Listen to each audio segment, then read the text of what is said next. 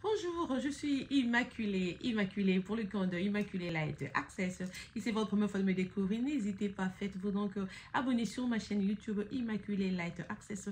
Commencez à nous suivre et partager, convier plus les gens pour me booster, pour me donner un peu plus de chance, comme on dit. Bon, ben la chance, je suis née avec la chance already, but vous savez, la vue sur les réseaux sociaux, c'est aussi important. Donc, c'est pour vous donner plus de sagesse, plus d'intelligence, plus de prudence dans la vie, voilà.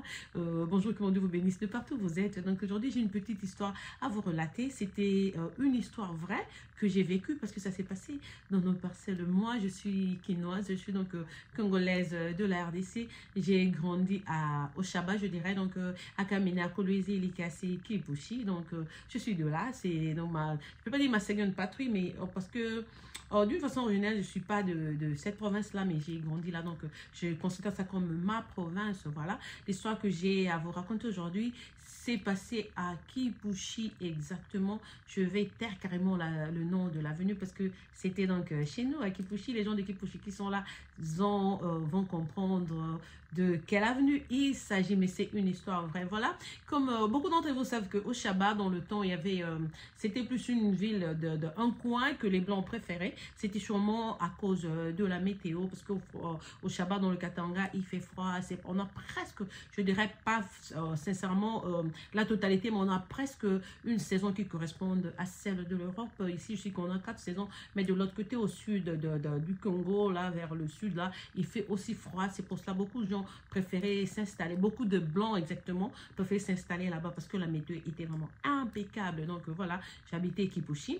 Et comme le Blanc qui se respectait dans le temps, il y avait toujours une grande maison, là où le boss, le chef, les enfants, dont le couple habite, là où vous êtes installés. Mais dans chaque parcelle, il y avait ce que nous appelions au Chaba la boérie. À Kinshasa, nous appelons ça annexe, qui est juste une autre petite maison derrière la vôtre. Et souvent, pour d'autres personnes, bon, je dirais dans le temps là, donc dans chaque famille, on avait ce que l'on appelait, c'est un terme que j'aime pas utiliser, des domestiques, des travailleurs, donc des gens qui travaillaient pour nous. On les logeait là-bas parce que des fois, ils devaient travailler jusqu'à des heures tardives. D'autres, donc, n'avaient peut-être pas de transport pour retourner à la cité où ils habitaient. D'autres, juste parce que vous êtes habitués et puis ils n'ont pas de maison, donc vous les logez carrément là-bas. Comme ça, chaque fois, vous avez besoin d'eux. Au lieu de leur téléphoner, leur demander de venir là, vous pouvez juste frapper à la porte, leur demander donc de faire ce dont vous aviez besoin.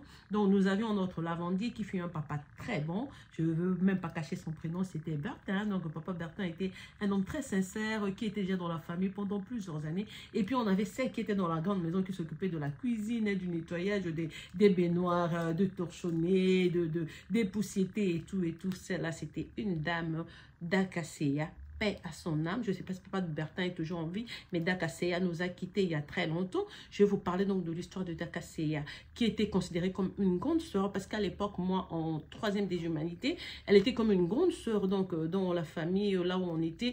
Et elle habitait déjà chez nous, comme j'ai dit, c'est sûrement la nuit qu'elle allait dormir dans la maison. Non, elle dormait même dans la grande maison. Mais la boérie, l'annexe qui était derrière, c'était pour le lavandier, c'était donc pour papa Bertin. Donc, après avoir vécu donc, dans notre famille, pendant plusieurs années, et papa Bertin a commencé à faire des avances à Dakaseya, que non, voilà, j'ai grandi et tout, je suis pas mariée, toi tu es ici, on passe plus de temps à deux ensemble, mais au lieu que l'on commence à se voir comment en cachette, je préfère officialiser les choses, je veux t'épouser. Donc ils ont demandé la permission et on a accepté. Ils se sont donc mis en couple tous les deux, et après une année seulement, Dakaseya, qui était la femme, elle commençait à s'inquiéter parce qu'elle n'était pas à mesure de concevoir. Oh non, j'aimerais d'un enfant et tout, j'aime tellement Bertin, je vais lui faire un enfant. Mais papa Bertin, son côté, disait non, ton amour pour moi compte, on n'a pas besoin d'enfant pour dire que non, on s'aime pour des vrais.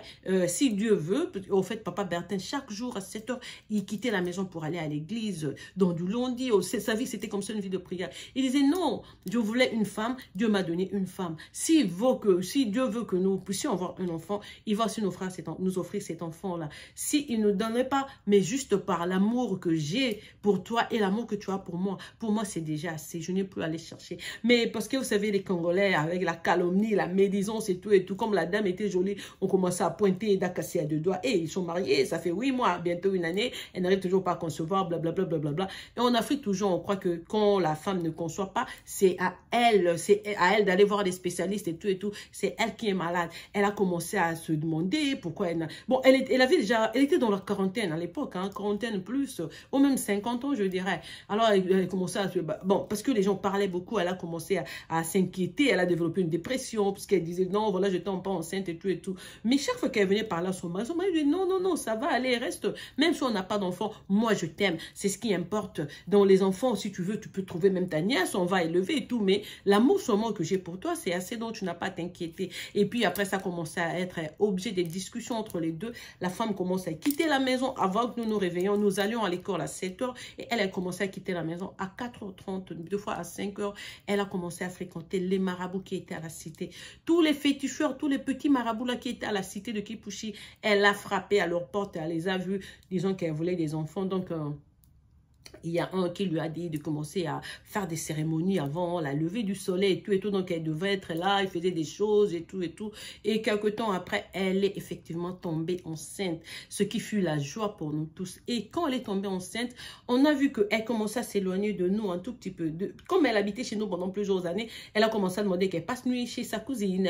Quand elle disait qu'elle allait chez sa cousine, elle allait passer nuit chez ce féticheur-là. Donc, elle a donné naissance à une jolie fillette que l'on a vraiment aimé, mais malheureusement pour nous, on ne devait pas toucher l'enfant. On ne devait pas porter l'enfant. Ça commence à nous déranger, mais celle-ci, c'est notre grande sœur. Elle a beau chercher l'enfant, elle a eu cet enfant. Mais pourquoi on n'a pas le droit de jouer même avec l'enfant qui pleure comme ça tout le temps? On devait l'assister et tout. C'était pas possible. Chaque fois, elle fermait la porte, elle était là à la bouillerie. Mais je vous dis que cet enfant-là pleurait de 0 h à 0 h. Continuellement, l'enfant pleurait. Qu'on lui donne à manger ou à boire ou quoi que ce soit. Elle ne cessait pas de pleurer. C'est devenu comme une maladie. Ça commençait à inquiéter. Donc, on a vu que le papa Bertin maintenant commençait à faire le deux boulots en tant que lavandier, s'occuper des habits, nettoyer la parcelle dehors. Et il entrait même dans la cuisine, commençait à préparer pour nous. Quand on rentrait de l'école, la nourriture était à table. C'était le mari qui préparait. La dame était tout le temps en train de s'occuper du bébé qui pleurait sans cesse.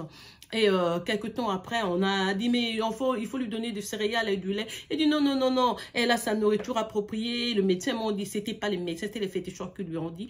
Elle devait faire la nourriture de l'enfant avant 5 h du matin. Elle ne devait pas utiliser les marmites appropriées ou les cuillères que nous utilisons. Elle avait des trucs métalliques comme ça qu'elle devait utiliser pour nourrir l'enfant, 2 fois avec ses ongles. Le foufou ou la nourriture, c'est pas la bouillie qu'on devait faire pour l'enfant. On ne devait pas utiliser les marmites que nous utilisions. C'est plutôt des boîtes vides de lait, exactement du lait nido. Donc la boîte là, on devait aussi couper. Ça, vous savez, une boîte de lait qu'on coupe, ça devient tellement tranchant et tout, c'est dangereux. On peut se blesser. Donc c'était ça la condition. Et on devait nourrir l'enfant avant 8 h du matin. Donc, avant 8 h du matin, on fait à manger pour l'enfant, on essaie de nourrir. Cet enfant-là n'ouvrait même pas la bouche pour manger. Un bébé qui a pleuré sans fin, ça a commencé à ronger la santé de Dakaseya petit à petit. Elle a commencé, ça a consumé son existence. Elle a fondu, je vous dis, papa Bertin, ça a perdu cet amour qu'il avait pour la femme et tout. Il sentait plus ça, il était isolé, il était seul parce qu'il devait couvrir aussi pour la femme. Et quand cet enfant-là a eu 8 mois, d'abord la dame qui ne parlait pas parce qu'on n'avait pas voulu, quand notre chauffeur avait découvert qu'elle avait filé la dame une fois pour découvrir où elle allait vers 3 h 30, on a vu qu'elle se rendait chez le féticheur. Le chauffeur est venu donc dire à la maison, on lui a parlé que non, si nous prions, c'est pas bon de fréquenter et tout. Elle était déçue, mais quand elle a eu l'enfant qui pleurait comme ça sans fin, quand cet enfant-là a totalisé 8 mois un matin, la fillette est morte. Je vous dis qu'on n'a jamais vu cet enfant-là manger. Tout ce qu'on faisait, tout ce que les féticheurs ont dit, la maman a respecté. La Dakaseya avait tout suivi à la loupe. Mais l'enfant qui n'ouvrait même pas sa bouche pour accepter la nourriture ou quoi que ce soit, cet enfant-là n'a fait que pleurer durant son temps sur terre. Et ce jour-là, ce matin-là, on nous dit qu'elle a rendu l'âme. Et on nous empêche même de voir le corps enveloppé de l'enfant. Donc, on a demandé, on doit l'amener à la morgue. On l'a amené à la morgue de la Gécamine. Après avoir inhumé l'enfant 2 mois après, la tante là aussi est morte. Ça s'est passé chez nous en famille. Quand vous fréquentez chez les féticheurs, quand vous fréquentez les féticheurs, vous ne savez pas quand ils vous donnent à gauche, ce qu'ils retirent à droite. Vous, les filles, les jeunes dames qui n'avaient pas de foi, qui manquaient de volonté ou de patience, de dire que non, voilà, si Dieu veut, il pourra. Donc, je dois être sûrement patiente et attendre mon temps. Si tu trouves quelqu'un qui t'aime, qui t'avoue son amour et te dit vraiment que non, voilà, je t'aime et tout et tout. Et il dit même qu'il s'en fout si vous n'avez pas d'enfant. Mais toi, parce que les autres ont dit, tu vas fréquenter les féticheurs qui ont volé ta vie en t'offrant cet enfant qui ne t'est pas... On pouvait dire que cet enfant n'était même pas venu de Dieu. C'était un enfant mystique quand vous n'avez pas idée. Donc, qui a d'abord volé... la santé de la maman qui était jolie, très claire de teint, mince.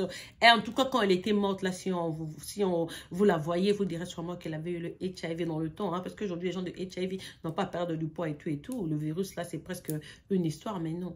Donc, c'est comme ça qu'elle était morte. Donc, on a perdu cette dame qui était notre grande sœur. Et c'est une histoire triste parce qu'on est resté avec Papa Bertin qui, sans cesse condamné aussi. Mais pour lui, il est resté maintenant dans la solitude. Ça, c'était vraiment la femme qu'il avait aimée. Mais la femme qui n'écoutait pas les conseils, au lieu de s'ouvrir le chemin de l'église ou de Dieu avec son mari, elle a préféré aller faire les fétiches. Elle a eu ce dont elle avait besoin, c'était l'enfant. Mais elle et l'enfant, en moins d'une année, tous les deux étaient partis. Comme dans le temps, c'était à l'époque de Mobutu et tout, on envoyait des militaires à la cité, aller changer chez féticheurs là. Ils avaient changé d'adresse, ils n'existaient même pas, donc ils savaient ce qu'ils étaient en train de chercher exactement chez la dame. Ils ont eu ça et ils savaient qu'on vient de lui donner un cadeau empoisonné. Ils regardaient la montre dans peu de temps, on va prendre donc les deux âmes, donc celle de la maman et celle de l'enfant. Et voilà, c'est comme ça qu'on avait perdu la dame qui était notre grande sœur. Je dois vous dire de ne jamais perdre de patience dans la vie et d'être surtout... Quand vous usez de votre patience, vous devez trouver autre chose à faire. Vous dire que non, voilà,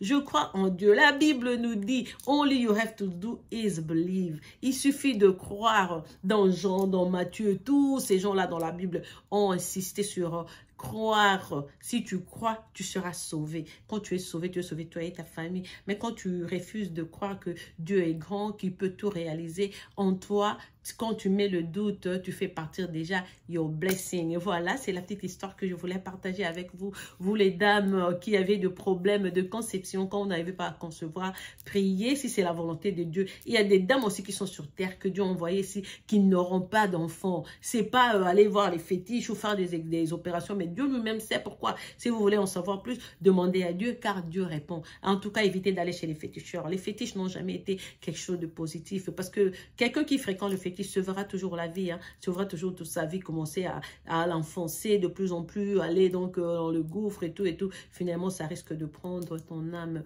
Voilà, c'est la petite histoire que j'ai prévu de partager avec vous. C'est votre soeur Immaculée qui vous aime et vous apprivoise à outrance. Peut-être, comme j'ai dit, je pourrais revenir avec une autre vidéo. Voilà, j'avais pas grand-chose pour aujourd'hui. Passez une excellente fin de journée chez vous. On va donc se retrouver à la prochaine. Bisous et partagez avec vos soeurs, vos tantes, vos amis qui ont des problèmes de conception. Il faut d'abord leur dire que vous les aimez avec ou sans enfants. C'est des humaines, elles sont des personnes, elles ont d'autres valeurs. C'est pas seulement l'enfant qui lui donne de la valeur à l'enfant, mais ce que la personne a à l'intérieur, son cœur a plus de valeur que l'enfant que tu peux donner. Si Dieu veut que tu aies autant d'enfants, il va te les offrir. Deux fois, Dieu ne te donne pas. Ça ne veut pas dire qu'il ne t'aime pas, mais parce qu'il sait, ou peut-être il te donnera. On a vu deux cas aujourd'hui, cette année-ci, une dame de 55 ans qui a fait des triplés, une dame de 62 ans qui était donc prémature, comme on dit. Donc, non, primiparde, pas prémature, qu'est-ce que je raconte? Primiparde, donc pour la première fois à 62 ans, elle a eu des enfants. Aux États-Unis, on a eu même un cas de 65 ans. Donc, il suffit d'user de patience et vous allez avoir ce que Dieu a prévu pour vous. Voilà, c'est votre histoire. Passez donc une excellente fin de journée. Au revoir. Mouah.